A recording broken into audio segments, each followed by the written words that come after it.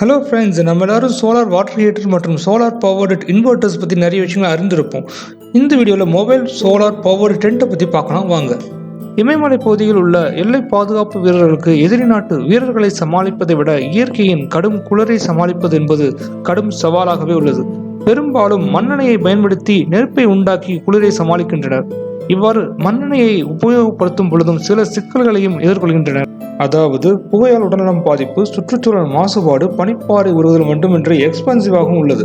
மேலும் அவர்கள் தங்கும் கூடாரங்கள் துணி மற்றும் இரும்பு பொருட்களால் உருவாக்கப்படுகின்றன. அதற்கு மாற்றாக லடாக் பகுதியை சேர்ந்த educational reformer engineer Sonam Wangchuk passive solar tent ஒன்றை உருவாக்கியுள்ளார். அந்த டென்ட்லேருந்து 2 பகுதிகள் இருக்குது. அதில் ஒன்று கிரீன் ஹவுஸ், அதாவது சோலார் லான்ச் என்றும், இரண்டாவது பகுதியை ஸ்லீப்பிங் ரூம் என்றும் சொல்கிறாங்க. இந்த 2 பகுதிகளும் ஒரு சிறிய சுவரால் பிரிக்கப்படுகின்றன. அந்த சுவரை ஹீட் பேங்க்னு அழைக்கிறாங்க. ஃப்ரண்ட் பகுதியில் இருக்கக்கூடிய இந்த சோலார் லான்ச் பகுதி பகலில் சூடாகிறது. மேலும் இதில் வீரர்கள் சிட்டிங் அரேஞ்ச்மெண்ட் பண்ணிக்கலாம் அப்படின்னு சொல்லியிருக்காங்க. இருப்பினும் இரவில் இந்த பகுதி சூடாக இருக்காது.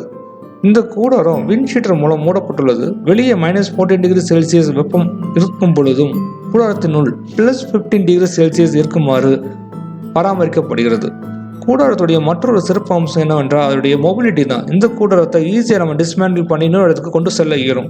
இதோட மொத்த வெயிட் அப்படின்னு பார்க்கும்போது 30 கிலோ இருக்குன்னு சொல்லியிருக்காங்க. இதோடைய தயாரிப்பு செலவு அப்படின்னு பார்க்கும்போது 5 லட்சம் ரூபாயாக இருக்குன்னு சொல்லியிருக்காங்க. ஒரு கூடாரத்தில் 10 வீரர்கள் தங்க இயலும்னு சொல்லியிருக்காங்க. மேலும் இந்த சோனம் வாங்ஷுக் தான் 3 Idiots படத்தில் வரக்கூடிய புன்ஷுக் வாங்குடு என கேரக்டர் உருவாவதற்கு காரணமாக இருந்திருக்காரு. தமிழில் நம்ம பார்த்த நண்பர்கள் படத்தில் விஜய் பண்ண அந்த கொசக்சிக் பசப்புகள் கேரக்டரும் இவரை பேஸ் பண்ணி வந்தது தான். நன்றி நண்பர்களே.